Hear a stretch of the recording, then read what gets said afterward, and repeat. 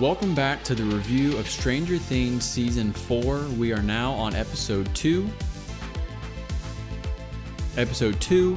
And the first thing that I noticed is that this episode had... Someone is trying to call me in the middle of my video. Who do you think it is? Hello? Hello? What was that noise? I'm in the middle of recording a YouTube video. Oh, I'm so sorry. I didn't know you were doing that. It's okay. I'm reviewing Stranger Things. You're what? I'm reviewing Stranger Things, Episode 2. Oh, okay. I just had a couple minutes, so I wanted to check in, but... She's in San Diego, everybody. Oh, you're still recording. So, real quick, what are your thoughts on Stranger Things Season 4, Episode 2? Episode 2? Yeah. Oh, it's so long. It is a long episode. Did Mike go to California? Yes. In this episode. So I remember the part where 11 is getting bullied a lot. Yeah. At the skating rink. Oh, that scene stood out a lot. And then when she whacked Angela in the face with that skate. Ooh, yeah, she got hit pretty hard. Best part. Angela deserved it. Yeah, 11 gets... because they're all fake characters. Right. It's not real bullying. Okay. It's not real bullying, but I can imagine that teenagers in California would probably do something like this, you know? Especially in the 80s. The 80s were a different time. Especially in the 80s. Especially in the 80s. That 80s bullying in California. Yeah, that was something else. Man. And 11 is just like, yeah, if she would have had her powers, I feel like it could have ended even like, she could have killed all of them. Yeah, you know? I agree. So thankfully, she didn't have her powers, and she just resorted to whacking with a skate. Right. I will say that I think Will is gay. Yeah. And he's in love with Mike. Oh. And he has that painting he's been carrying around. Uh-huh. I think that he painted it of Mike or something, like it's for Mike. But their interaction was so awkward at the airport. Uh-huh.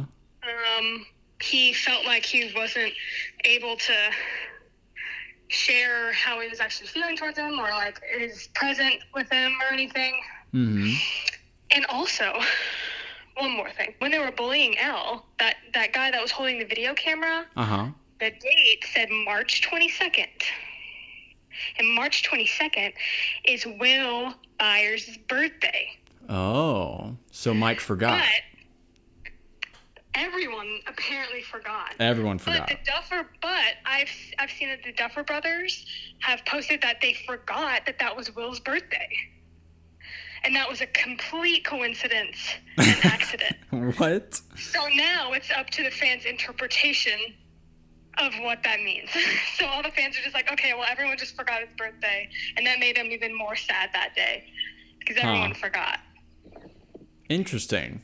Wild stuff. If this is not going to be in your video, then you could definitely steal it if you want. It's all going in the video. Don't worry. Oh, okay. But yeah, it was a pretty good episode. Other than that, what else happened? The ending. Did the second person die? Yeah. So we learned that Fred was cursed. And we see another Exorcist type scene where his body is like contorting and it's super creepy. I remember that.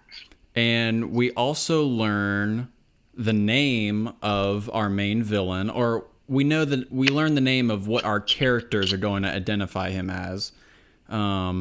They are going to call him Vecna, which is another reference to Dungeons and Dragons. The show is definitely continuing the tradition of the show, which is connecting Dungeons and Dragons to the events and the monsters that we see in each season. So that's kind of cool that they've made that connection. So, and our characters played a game of Dungeons and Dragons in the first episode of this season. So I'm sure that game... And that villain was Vecna. And that was the villain, right. So I think that's going to be pretty important for the rest of this season. Oh, for sure. There's been a theme so far of people, you know, getting haunted by things of their past or things that are their fear. Yeah. And so I think that it's just cool that there's a theme there. So, and, you know, so we can look out for what sort of things that could indicate someone becoming a victim of Vecna. Yeah. I like that. Or, you know, so that's a good catch. It's really interesting. It's very, I guess it's, what do I want to say? It's like psychiatric, you know, it's like, I don't know. You have to like really think. And then this villain is more of like getting into your head. Yeah. Than like physically sending something there. Like, we've never seen someone like that in the Upside Down yet, you know? Like, we've never seen that part of the Upside Down where there's a living creature that can talk and has eyes and can walk. Right. So it's very different than our past villains. I mean, it is a part of, like, the Mind Flayer is you know, the leader of this all.